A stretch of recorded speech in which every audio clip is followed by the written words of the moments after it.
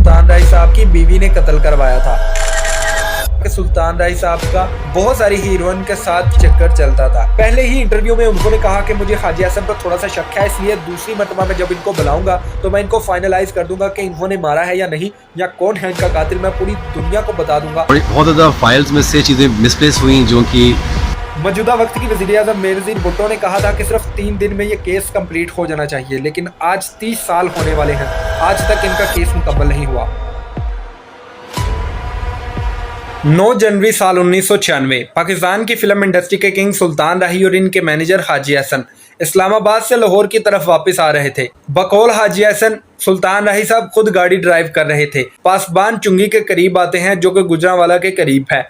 यहाँ पर इनकी गाड़ी का टायर फट जाता है। हाजी हसन कहते हैं, मैं गाड़ी से नीचे आया और मैंने देखा कि गाड़ी का टायर फट गया है, इसलिए मैंने गाड़ी की डिक्की से पाना जैक निकाला और गाड़ी का टायर चेंज करने के लिए गाड़ी के नीचे चला गया। सुल्तान राही साहब ने कहा कि तुम्हें कोई गाड़ी ना कुचल कर चली जाए, इसलिए मैं गाड़ी के पीछे खड़ा होता हूँ। जनवरी की ठंड थी और रात का वक्त था। सुल्तान राही साहब गाड़ी के पीछे जाकर खड़े हो जाते हैं।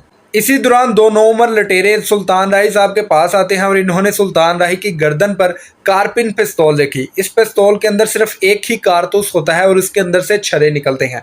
उन्हें लगा कि शायद मेरा कोई फ़ैन है जो कि रात के इस वक्त आया है और शायद उन्होंने मुझे पहचान लिया हो, इसलिए उन्होंने अपना एक्शन लगाया और इसी एक्शन के दौरान ही उनमें से एक लुटेरा घबरा कर वो कारतूस वाली पिस्तौल चला देता है और इस पिस्तौल से निकले छर्रे सुल्तान राही साहब का जबड़ा चीरते हुए उनके दिमाग से बाहर निकल जाते हैं और इनमें से एक छर्रा उस एक लुटेरे को भी लगता है जो कि ये वारदात करने के लिए आया था। बकौल हाजी हसन, मैं गाड़ी का टायर चेंज कर रहा था, मुझे ऐसे लगा कि शायद गाड़ी का दूसरा टायर भी फट गया है। एक धमाके की आवाज़ आई।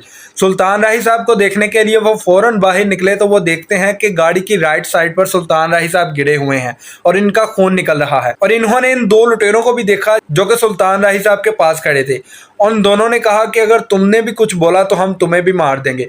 बकौल हाजी हसन, उन्होंने मुझे उठाया और पास करीब जो पायलियां थी या खाली जगह थी उधर ले जाकर बिठा दिया और कहा कि अगर तुम पीछे आए या आवाज़ करने की कोशिश करी तो हम तुमको भी मार देंगे। बकौल हाजी हसन वो बाद में गए गाड़ी के करीब और गाड़ी की पिछली सीटों पर पैसों वाला ब्रीफकेस पड़ा था। इन दोनों ने ये निकाला और वहां से चले गए। हाजी हसन बताते हैं कि मैं बाद में सड़क के ऊपर आया और मैंने बहुत सारी गाड़ियों को रोकने की कोशिश की, लेकिन रात की वजह से किसी ने भी नहीं रोकी। और इसके बाद इन्होंने दूर पेट्रोल पंप पर लाइट चलती हुई देखी और वहां पर जाकर इन्होंने लोगों को बताया कि पाकिस्तान के सफ़ा अव्वल का अदाकार सुल्तान राही को किसी ने मार दिया है। तो उन्होंने फौरन ही 15 पर कॉल मिला दी और पुलिस को इन्फॉर्म किया। इस वक्त रात के 12:35 हो गए थे। पुलिस वालों को इस बात का पता चला तो फौरन ही क्राइम सीन पर आ गए। जब गुजरांवाला की पुलिस को पता चला कि पाकिस्तान के सफ़ा अव्वल के अदाकार को गोली लग गई है, इन्होंने तमाम गुजरांवाला के करीब करीब जो इलाके थे इनको सीज कर दिया कि कोई भी बाहर ना निकल सके और इन्वेस्टिगेशन पूरी डिटेल के साथ की जा सके। सूरज तुलू होते ही तमाम एविडेंस को इकट्ठा किया गया और इन दोनों लुटेरों को पकड़ लिया गया और इनको पुलिस मुकाबले में मार दिया। अगर इन दोनों को मार दिया गया है तो फिर आज भी सुल्तान राही का केस अनसॉल्व्ड कैसे है? तो फिर आज भी उनके बेटे हैदर सुल्तान ये क्यों कहते हैं कि उनके वालिद का कातिल आज भी जिंदा है? लेकिन क्यों कहते हैं हाजी हसन के काश मैं उनके साथ ही मर जाता तो अच्छा था? सुल्तान राही साहब की किसी के साथ दुश्मनी थी जिसने इस तरह से करवाया, या ये लुटेरे वाकई ही में गलती से गोली चला बैठे थे? जानेंगे आज की इस वीडियो में डिटेल के साथ।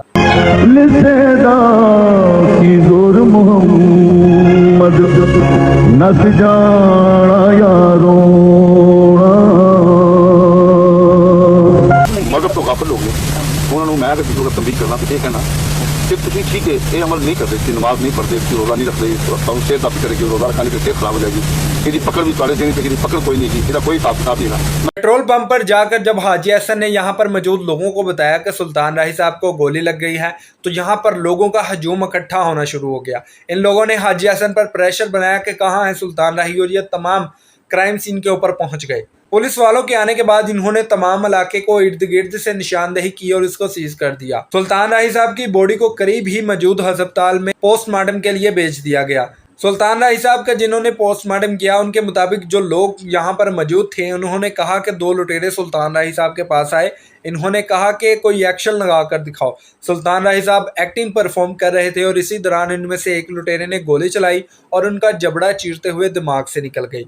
जो लोग यहाँ पर मौजूद थे, यहाँ आ रहे थे, उन्होंने ये बात बताई। सुल्तान राही साहब को गोली लग गई है, ये बात जंगल में आग की तरह बड़ी तेजी के साथ फैल गई। जैसे जैसे लोगों को पता लगना शुरू हुआ कि पंजाब के सफा अव्वल के अदाकार जो कि इस वक्त 55 फिल्में अभी बना रहे थे, उनको गोली लग गई है, तो इसकी वजह से पाकिस्तान की फिल्म इंडस्ट्री को तकरीबन 1 अरब रुपए का नुकसान हुआ।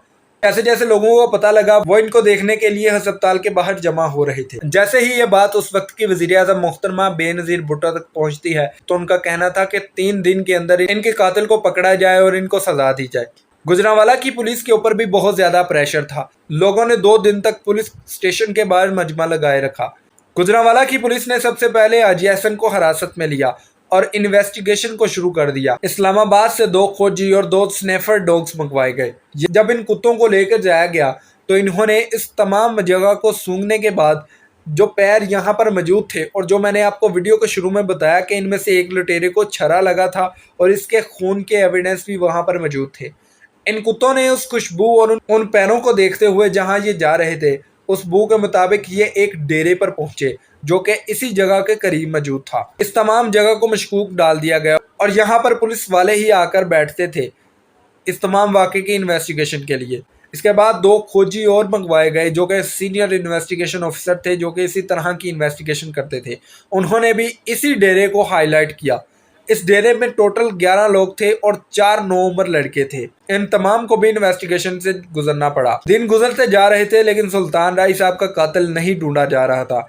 गुजरांवाला की पुलिस के ऊपर बहुत ज्यादा प्रेशर बनाया जा रहा था। लोग बार बार यही बात कर रहे थे कि इनको किसने मारा, लेकिन बिलाखिर गुजरांवाला की पुलिस इनके कातिल को पकड़ने में कामयाब हो जाती है। इन्होंने एक साजिद काना नामी एक शख्स को पकड़ा जो कि इसी तरह का 9 उम्र लड़का था और चोरियां करता था हाईवेज के ऊपर, और बहुत सारे केसों में मतलूब भी था।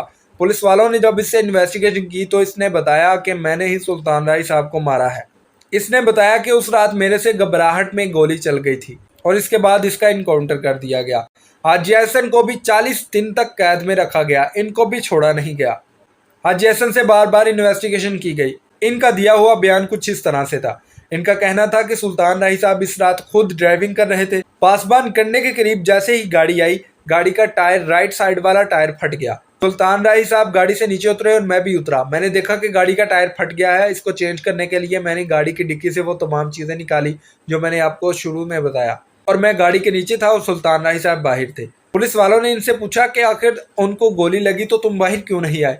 हाजी हसन का कहना था कि मुझे एक और बम फटने की आवाज़ आई। मैं फ़ौरन ही गाड़ी के बाहर निकला और मैंने देखा कि सुल्तान राही साहब गाड़ी की राइट साइड पर गिरे हुए हैं और इनके सर से खून निकल रहा है, और इनके करीब 2 लड़के खड़े थे। हाजी हसन का कहना था कि इन दोनों लड़कों ने मुझे भी कहा कि अगर तुमने कुछ करने की कोशिश की तो हम तुम्हें भी फायर मार देंगे। पुलिस वालों का कहना था कि कोई भी लड़का वहाँ पर होता तो वो रेजिस्टेंस करता।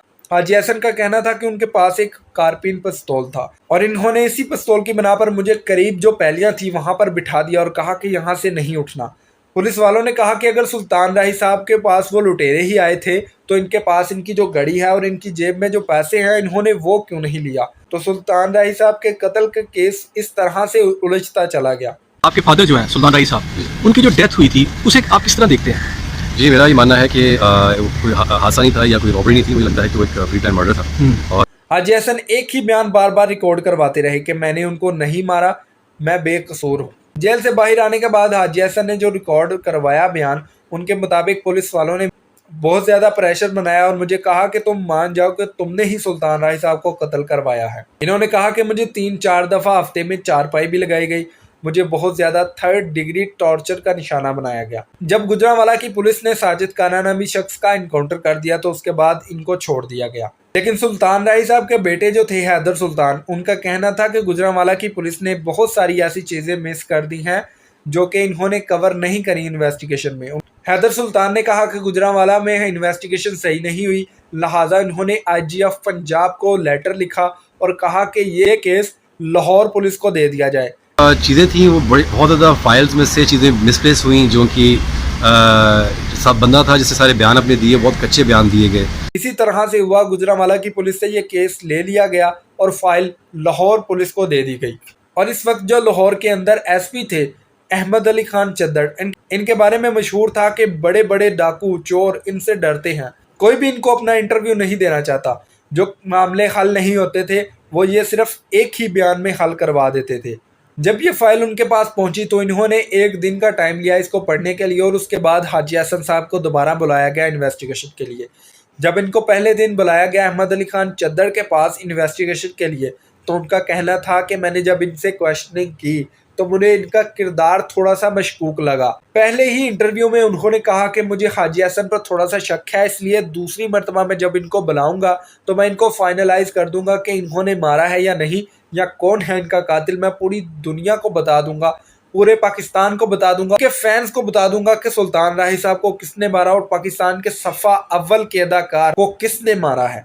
हाजी हसन का पहला इंटरव्यू या सवालात करने के बाद जब ये बाहर आते हैं, एसपी पंजाब लाहौर इनका ट्रांसफ़र कर दिया गया है किसी दूसरे इलाके में। जब अहमद अली खान चद्दर साहब से इनके बारे में पूछा गया कि आपका ट्रांसफ़र इसी वजह से किया गया तो उनका कहना था कि नहीं, बहुत सारी दूसरी भी रीज़न्स थी, लेकिन उनका कहना था कि हाजी हसन का किरदार मशकूक है। गुजरांवाला से जब सुल्तान राही साहब के इन्वेस्टिगेशन वाली फाइल को जब लाहौर ट्रांसफ़र किया गया तो इनके बेटे हैदर सुल्तान के मुताबिक इसमें से बहुत सारी चीज़ें निकाल ली गई थी। बहुत ज़्यादा फाइल्स में से चीज़ें मिसप्लेस हुई जो कि जब लाहौर के एसपी अहमद अली खान चद्दर साहब का इस मामले से ट्रांसफ़र कर दिया गया दूसरी तरफ, तो एक हफ्ते के अंदर इनकी फ़ाइल को क्लोज करके दोबारा गुजरांवाला भेज दिया गया। इनके केस को वहीं पर बंद कर दिया गया। मौजूदा वक्त की वज़ीर आज़म बेनज़ीर भुट्टो ने कहा था कि सिर्फ 3 दिन में ये केस कंप्लीट हो जाना चाहिए, लेकिन आज 30 साल होने वाले हैं, आज तक इनका केस मुकम्मल नहीं हुआ और ना ही आज तक पता लग सका कि इनको किसने कत्ल करवाया है। और वीडियो का असल पार्ट तो यहाँ से शुरू होता है। सुल्तान राही साहब के कत्ल के पीछे बहुत बड़ी साजिश थी। बहुत सारे लोगों का कहना था कि इनको आसिफ अली जरदारी ने कत्ल करवाया है। आसिफ अली जरदारी को सुल्तान राही साहब का एक होटल बहुत पसंद था जो कि अमेरिका के अंदर था। इन्होंने इसी होटल को लेने के लिए जब सुल्तान राही साहब से ख्वाहिश जाहिर की तो सुल्तान राही साहब ने ना कर दी। बहुत सारे लोगों का ये कहना था कि उनको आसिफ अली जरदारी ने सिर्फ इसीलिए कत्ल करवा दिया, और अगर इनके बहुत सारे केसेस को देखा जाए तो हर उस पुलिस ऑफिसर को कत्ल करवा दिया या उसका ट्रांसफ़र करवा दिया जो कि इनके केस के ऊपर तैनात किए जाते थे। और इसी तरह अहमद अली खान चद्दर साहब जो कि सीनियर इन्वेस्टिगेशन ऑफिसर थे, इन्होंने कहा कि मैं बता देता कौम को कि किसने मारा था सुल्तान राही को, लेकिन उससे पहले ही इनका ट्रांसफ़र कर दिया गया।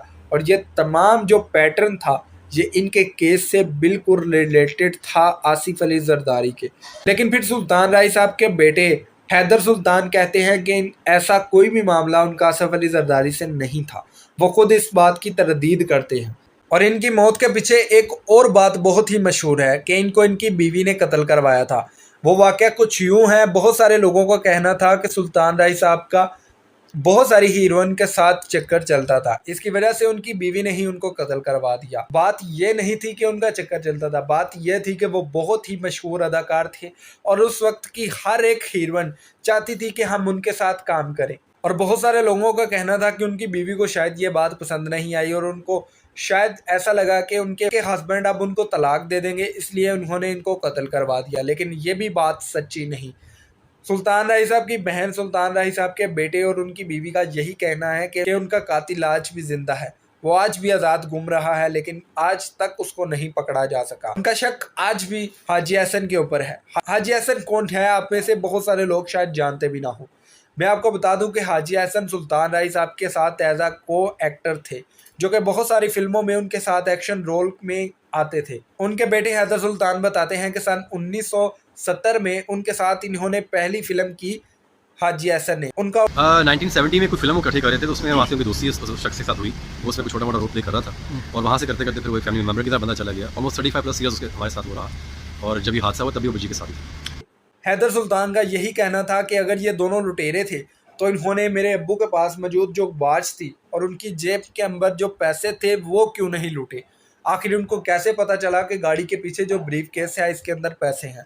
उनका कहना है कि इस ब्रीफ केस के बारे में या तो सिर्फ हाजी हसन को पता था और या मेरे अब्बू को। बहुत सारे लोगों का कहना था कि हाजी हसन ने यही पैसे हासिल करने के लिए उनको कत्ल करवाया था और उन लुटेरों को बुलाया था उस स्पेसिफिक जगह पर। ये जो ब्रीफ केस है ये सुल्तान राही साहब ने तब लिया था जब ये पिंडी से लाहौर आ रहे थे। इसी दौरान इन्होंने एक बंदे से पैसे लेने थे जो कि इन्होंने रास्ते से हासिल किए।